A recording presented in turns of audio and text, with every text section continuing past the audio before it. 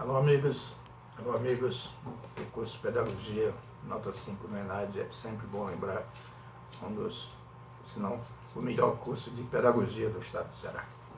E é importante, a gente se sente gratificado de fazer parte dessa equipe e bons professores que estamos trabalhando juntos também com vocês, excelentes alunos. É gratificante, é muito bom estar com vocês.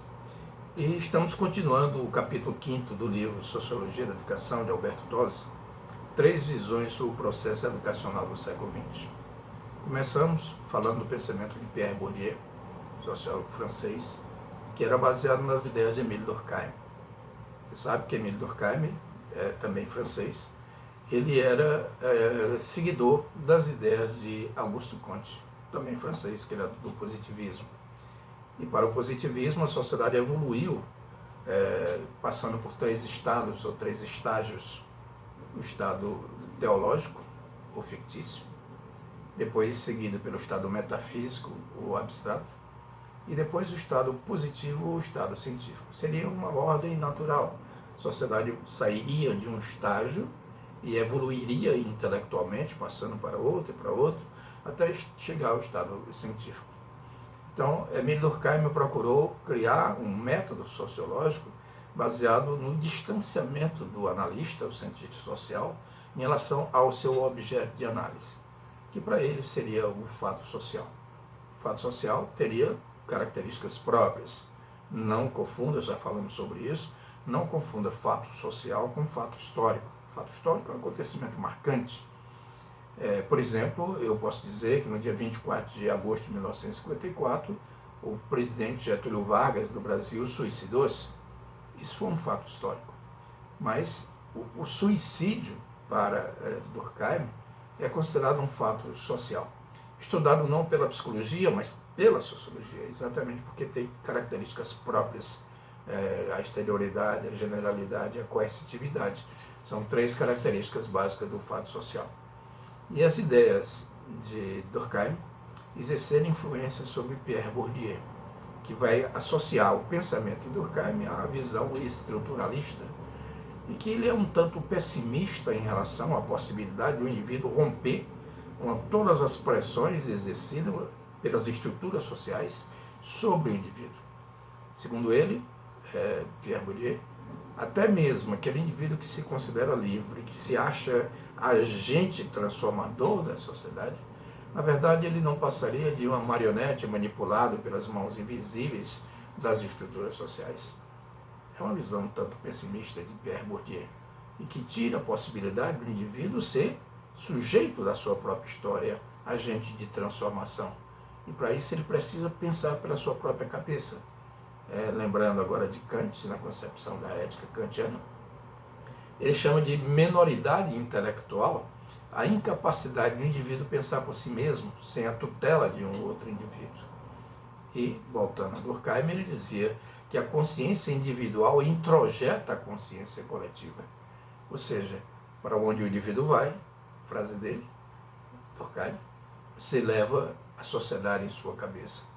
Então, o pensamento de Bourdieu, influenciado pelo pensamento de Durkheim, que foi influenciado pelo pensamento de Comte. Depois passamos para Antonio Gramsci, intelectual italiano, que viveu num momento muito conturbado da história europeia. Foi a época da ascensão do fascismo, em 1922, e o fascismo vai até 1945. 28 de abril de 1945, Benito Mussolini, ditador italiano, fascista, ele foi assassinado, foi executado pela resistência italiana. Não foram os exércitos aliados que executaram Mussolini, foram os próprios italianos, a própria resistência italiana que combatia o fascismo e defendia a democracia. Então, Antonio Gramsci foi preso, ele que era deputado eleito pela vontade popular do cidadão que concordava com as ideias por ele defendidas. Foi preso em 1926, ficou na prisão até 1937. Saiu em liberdade condicional para em seguida morrer. Tinha tuberculose na cadeia e acabou tendo um AVC e morreu. Então o pensamento de Antonio Gramsci ele acreditava na possibilidade de se transformar a sociedade a partir da atuação do que ele chamava de intelectuais orgânicos.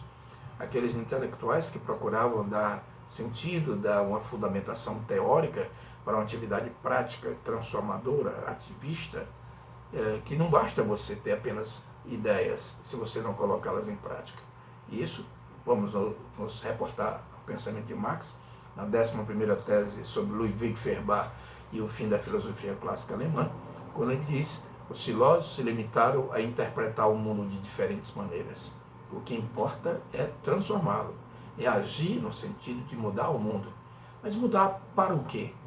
Para criar uma sociedade mais justa para todos, para que as pessoas que participassem da produção da riqueza em termos coletivos pudessem usufruir dessa riqueza gerada coletivamente.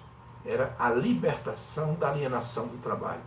Que a alienação do trabalho significa que a pessoa que produz a riqueza não se apropria dela. E quem é o dono do capital, quem é o dono dos meios de produção, vai acumular a riqueza produzida coletivamente, o que vai gerar uma enorme desigualdade social. É o mundo que nós vivemos. Então, quando você passa em seguida agora para o pensamento de Karl Mannerheim, Karl Mannerheim era um sociólogo húngaro, nasceu na época do Império Austro-Húngaro, 1893, aqui no Brasil era a época do governo de Floriano Peixoto, foi a época da formação do Arraial de Canudos, a comunidade de Canudos, e que, apenas para lembrar, foi extinta, foi eliminada por uma brutal ação do Estado brasileiro e mataram milhares de pessoas. Muitas pessoas, as famílias eram exterminadas dentro de suas casas, que eram incendiadas, e muitas pessoas foram degoladas. Ação do Estado brasileiro, através do Exército e das polícias estaduais, em defesa dos interesses dos fazendeiros, dos grandes proprietários. Soldados não são pessoas ricas, são pessoas pobres que foram matar pessoas pobres, acreditando elas que estavam defendendo a república, a ordem social e coisas assim. Na verdade, estavam sendo usadas como bucha de manobra, bucha de canhão, como massa de manobra. Então, o pensamento de Karl Mannerheim, ele vai enxergar, que ele chama a luz no fim do túnel. A luz no fim do túnel, porque ele vai estabelecer a democracia no plano de suas próprias ideias, leio aqui para vocês, de suas convicções pessoais. Ele defendia uma sociedade que fosse essencialmente democrática, uma democracia de bem-estar social, dirigida para o planejamento racional e, veja você, governada por cientistas. Eu costumo sempre fazer essa pergunta a vocês: quem foi que disse isso? Se você lembrar, lá no passado, na Grécia Antiga, Platão dizia que a sociedade ideal deveria ser uma sofocracia. Somente os sábios, somente os filósofos, segundo ele, teriam competência para dirigir a sociedade. Um sábio, filósofo, achava que somente os sábios, os filósofos, teriam capacidade de dirigir a sociedade. Bem, foi um filósofo que disse isso. Se você levar para o lado da ditadura militar, por exemplo, quem teria capacidade de dirigir a sociedade? Segundo os militares, seriam os militares, pela disciplina, pela organização, pela hierarquia, por os valores estabelecidos nas instituições militares. Se você levar para o lado dos integrantes do PSDB, por exemplo, do Novo ou do Podemos, um partido desse, que representa os interesses do empresariado, dos banqueiros, dos grandes proprietários, eles vão dizer a mesma coisa. São os empresários que têm capacidade de dirigir a sociedade. Daí a política do neoliberalismo, a redução da participação do Estado no controle das atividades econômicas e atribuir aos empresários a livre iniciativa, o controle dessas atividades econômicas. É uma maneira de pensar ajustada a uma maneira de viver, a determinados interesses que são bem claros, bem específicos. Então, para o pensamento de um cientista social, como Karl Mannerheim, ele dizia exatamente que os cientistas é que teriam capacidade de administrar a sociedade. Esse detalhe pode até parecer exótico, mas ajuda a entendermos a sociologia da educação. E a sociologia da educação de Karl Mannerheim, ela tem como fundamentação o pensamento de Max Weber. Vocês estão lembrados que Weber falava do que ele chamava de pedagogia do cultivo e também da pedagogia do treinamento. Quando se fala da pedagogia do cultivo, que existia no passado, que existiu na Antiguidade, que existiu na Idade Média, era a formação de intelectuais tradicionais que ficavam estabelecendo os valores das instituições sociais existentes naquela época. A educação, a criança, quando entrava no meio educacional, nas escolas, ela iria basicamente assimilar os valores da sociedade existente na época dela, que eram os valores de quem dominava, os valores dos segmentos sociais privilegiados. A grande maioria dos filhos de trabalhadores eram excluídos, eram colocados à margem. Quando se diz alguém é marginalizado, é que está à margem, que está excluída, que não teve oportunidades de ingressar de forma com igualdade de condições aos filhos das famílias mais abastadas, dos nobres. E no período medieval, por exemplo, você vai encontrar basicamente a nobreza e o clero como segmentos sociais dominantes e como os segmentos que controlavam o saber. E depois, já no início da Idade Moderna, quando vão aparecer os intelectuais cujas ideias servirão de base para o iluminismo, você vai encontrar Francis Bacon, um filósofo empirista inglês, que ele dizia: saber é poder. É importante você ter a capacidade de ter um entendimento, a compreensão das ideias, dos valores, da maneira de pensar e de agir de determinada época. Você tem que ter a percepção de como se organizam as ideias. Por essa razão, falei na aula passada, que Antônio Gramsci dizia: temos que ganhar a batalha das ideias. Não podemos deixar a educação ser manipulada, monopolizada pelas elites que formam as pessoas de acordo com os interesses das elites. É o que Max Weber chama de pedagogia do treinamento. É formar pessoas especializadas em determinadas áreas do saber para exercerem funções administrativas nas empresas, nas fábricas, nas corporações.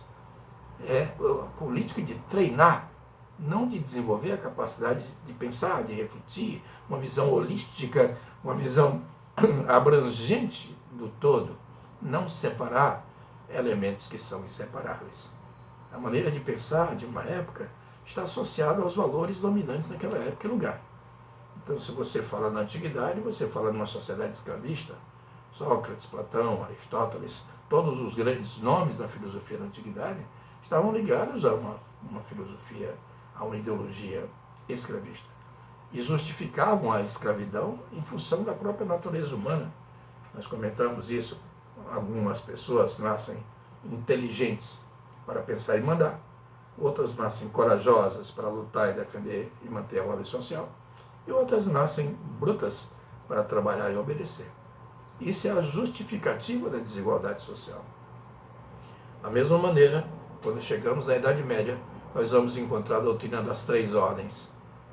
Uns rezam, outros lutam e outros trabalham. Os clérigos rezam, os nobres lutam e os servos trabalham.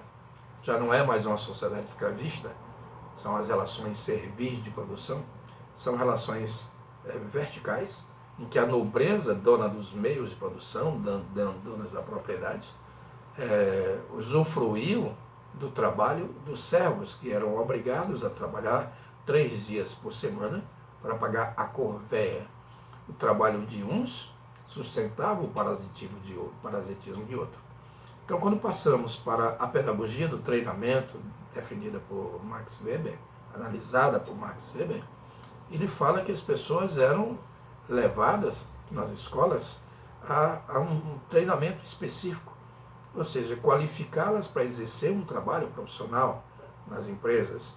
Ou seja, quanto mais capacitadas elas fossem, quanto mais peritas elas fossem na atividade que exercessem, mais riqueza elas teriam capacidade de produzir. Um bom negócio para o dono do capital, um mau negócio para quem produz a riqueza e não se apropria dela.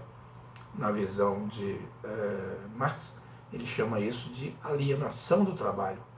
É quando o trabalhador não se apropria do resultado do seu trabalho. Ele produz para outro, ele não produz para si. E quando ele chama de alienação do trabalhador, é quando o trabalhador não se identifica com o resultado do seu trabalho. Ele não sabe nem o que está fazendo. Ele se especializou de tal maneira em uma atividade, ele só faz aquilo. Ele perde a noção de totalidade, ele perde a visão do todo. Né? Então é necessário ter essa percepção, a compreensão de como a sociedade se organiza, os seus valores, a sua política, a sua ideologia, a maneira como as pessoas pensam. Então, o pensamento básico da visão de Karl Mann, ele diz: o elemento histórico decisivo na abertura das possibilidades dadas na sociedade atual, na visão de Mann, é político, ou seja, o advento da democracia moderna. Isso responde à segunda questão a respeito de que seria essa sociedade sadia, porque ele dizia: queremos compreender nosso tempo, as dificuldades dessa era e como a educação sadia pode contribuir para a regeneração da sociedade e do homem. Mas regenerar a sociedade de que maneira? Que tipo de regeneração seria essa? E o que seria uma sociedade sadia? Para ele, Mann, seria exatamente uma sociedade democrática, em que as pessoas tivessem oportunidades. E se você tem oportunidades, depende das suas potencialidades para você desenvolvê-las. Mas nós vivemos numa sociedade profundamente desigual e, consequentemente, profundamente injustas, já que as oportunidades são completamente diferentes. E, consequentemente, teremos uma sociedade conflitante. E o choque de ideias nada mais é do que um choque de interesses. Então, que tipo de sociedade sadia? Aí quando você traz agora para os dias de hoje, compara hoje, por exemplo, dia 21 de abril, é um feriado nacional em homenagem a Tiradentes. Tiradentes foi morto como criminoso, por ter cometido, segundo as autoridades da época, o crime de lesa majestade, de ter conjurado, daí conjuração mineira, contra a autoridade da rainha de Portugal, Dona Maria I. É o crime de lesa majestade.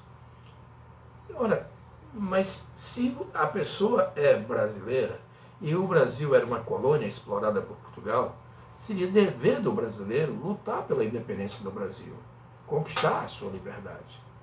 E foi a ação de Tiradentes. E por isso foi morto, como criminoso.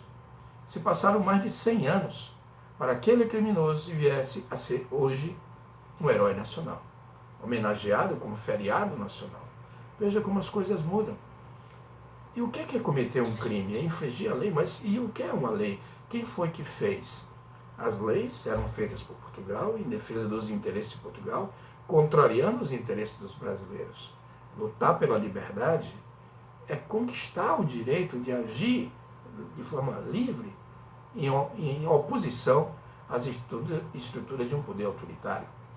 Se você fizer uma comparação com o que aconteceu agora esse final de semana, pessoas saíram às ruas rompendo com o isolamento, colocando em risco a sua própria saúde e a dos outros, possibilitando uma maior propagação do vírus, já que eram dezenas ou centenas de pessoas que estavam aglomeradas, glorificando o mito em defesa da volta da ditadura, de uma intervenção militar já, para fechar o Congresso Nacional, para fechar o Supremo Tribunal Federal, para restabelecer o ato institucional número 5. Só para vocês terem a ideia, o ato institucional número 5 foi o mais abusivo ato autoritário dentro da ditadura militar. A ditadura começa em 64 e o ato foi no dia 13 de dezembro de 68, em que o presidente, o vice-presidente e todos os seus ministros reunidos decidiram impor uma estrutura de poder que dava ao presidente o direito de fechar o Congresso. E eles fecharam. O direito de impedir o estabelecimento da lei do habeas corpus. O direito de impedir que o Supremo Tribunal Federal analisasse as punições praticadas com base no ato institucional. A censura da imprensa, tirar dos jornalistas a função básica do jornalista, que é informar. E aqui no Brasil tivemos, nessa época, na década de 70, tivemos uma epidemia de meningite e que não foi noticiada, porque a censura não permitia. Ou seja, nós estávamos num país que as pessoas não poderiam saber o que estava se passando no país. Isto é um regime ditatorial. Aí se diz, no Brasil não houve ditadura, houve um regime militar. É verdade, foi um regime militar, só que ditatorial. A ditadura tem características próprias, específicas, que é o autoritarismo do poder executivo, que se sobrepõe aos outros poderes, se permitir a existência de outros poderes. No caso, por exemplo, do fascismo na Itália, ele simplesmente extinguiu os partidos políticos todos, deixando apenas o partido fascista para glorificar a figura do Duce, Duce na Alemanha, o partido nazista, Hitler. E aí nós observamos que a ditadura do país acabou o pluripartidarismo e deixou dois partidos. A Aliança Renovadora Nacional, Arena, que apoiava a ditadura, e o Movimento Democrático Brasileiro, que se opunha à ditadura, mas não podia fazer nada, porque era uma minoria. Então era só para dar aparência ao mundo que o Brasil não era uma ditadura, embora fosse. As pessoas eram presas, as pessoas eram torturadas, as pessoas eram exiladas. Isso caracteriza um regime ditatorial. E nós temos hoje na presidência um cidadão que glorifica a ação da tortura. Veio um torturador, Coronel Carlos Alberto Brilhante Ustra, como seu grande ídolo, como seu grande referencial de intelectual. Um psicopata. Carlos Alberto Brilhante Ustra era um psicopata, torturador, e o nosso presidente o glorifica. Que mundo é esse em que as pessoas glorificam a tortura, glorificam a violência, eliminar os direitos mais elementares do ser humano, o direito de expressar livremente as suas ideias? Então, o pensamento de Karl Mannerheim era a defesa da democracia. Para ele, este é o tipo de sociedade sadia. E eu vou ler aqui um trechinho só para vocês sobre... Primeiro, lembrando aqui na página 99, que ele diz aqui, Mannerheim era um homem de seu tempo, em busca de um programa de estudos em sociologia da educação que possibilitasse a formação de projetos educacionais que ampliassem o horizonte do homem, que superasse as divisões em blocos políticos e ideológicos que não o satisfaziam. Ele viveu na época que houve o craque da Bolsa de Valores em Nova York em 1929, que foi uma crise mundial. Começou nos Estados Unidos, se espalhou pelo mundo e criou as condições de uma recessão profunda na Europa, e dentro dessa crise de falências generalizadas, de milhares, de milhões de pessoas desempregadas, é que foram criadas as condições objetivas para a ascensão do fascismo na Itália, do nazismo na Alemanha. Hitler dizia o que as pessoas queriam ouvir. Se você está desempregado, se você está desesperado, você quer ouvir uma mensagem positiva? E Hitler fazia essas promessas, que a Alemanha sairia da crise e que a culpa da crise era dos judeus e que por isso deveríamos purificar a espécie humana. Olha que coisa, purificar a espécie humana seria matar milhões de pessoas. E foram instituídos, criados, os campos de extermínio. Se diz campo de concentração, mas na verdade a finalidade era exterminar. Mas não só judeus. Mataram cerca de 6 milhões de judeus, mas também ciganos, eslavos, negros, homossexuais, testemunhos de Jeová. Todo tipo de indivíduo que eles consideravam seres inferiores deveriam ser eliminados. E o que me espanta é que ainda hoje existem pessoas que glorificam o nazismo. O nazismo é uma manifestação de estupidez imensa. E como é que alguém glorifica um psicopata? Mas glorificaram. Os grandes grupos econômicos alemães financiaram Hitler. A indústria bélica, a indústria do aço, a indústria siderúrgica, a indústria metalúrgica foram os financiadores de Hitler. Mas a grande massa de manobra, a começar com as crianças, com os jovens, adolescentes, que eram manipulados a ver em Hitler um ser infalível. Então, deixa eu só ler aqui uma parte do pensamento de Karl Mannerheim. Ele diz o seguinte: quando o capitalismo da livre concorrência, o laissez-faire, entrou em colapso, crise de 29, e vivenciou em seguida a ascensão do nazismo de Hitler e suas consequências políticas e morais da Segunda Guerra Mundial, ele, Karl Mannerheim, que era húngaro, que morou na Alemanha, ele teve que deixar a Alemanha e foi para a Inglaterra fugindo do nazismo.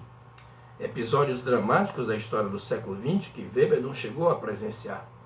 Para Max Weber, é bom lembrar que Max Weber nasceu em 1864, morreu em 1920. Portanto, Weber já tinha morrido quando houve a ascensão do fascismo na Itália em 22 e do nazismo na Alemanha em 33. Weber não vivenciou esse momento. Karl Mannerheim, sim. Então, para Weber, a ascensão do mundo baseado na razão e na lei racional era um processo incontrolável. Mas para Mannerheim, a experiência do nazismo significou a volta da irracionalidade, da desumanidade, da barbárie. Só a democracia poderia fazer surgir a luz no fim do túnel. E aí o que nós estamos vendo no Brasil hoje? A luta entre quem quer manter a democracia, que vê uma luz no fim do túnel, que essa onda de intolerância, de ódio, o gabinete do ódio está fazendo fake news aí para enganar as pessoas, ludibriar as pessoas, mas muitas pessoas se deixam enganar. Então nós estamos colocados numa situação como essa. Ou nós apoiamos a ciência, dentro da pandemia, de preservar os cuidados necessários para impedir aglomerações, impedir a propagação da doença. Ou vamos sair nos abraçando, se agarrando todo mundo, acreditando que nós não nos contaminaremos, o mito nos protege. É muita estupidez. Mas é o que nós estamos vivenciando. Ou nós caminharemos para a civilização, para a democracia, para a racionalidade, para o entendimento, para o diálogo entre as pessoas, ou nós caminharemos para a barbárie, para a intolerância, para a estupidez. E que caminho nós vamos seguir? Então, essa é a grande preocupação de Karl Mannerheim.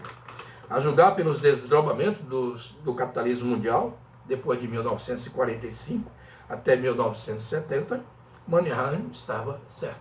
Então você tem que observar, de 45 cai o nazismo, cai o fascismo, e foi a época em que ele morreu em 1947.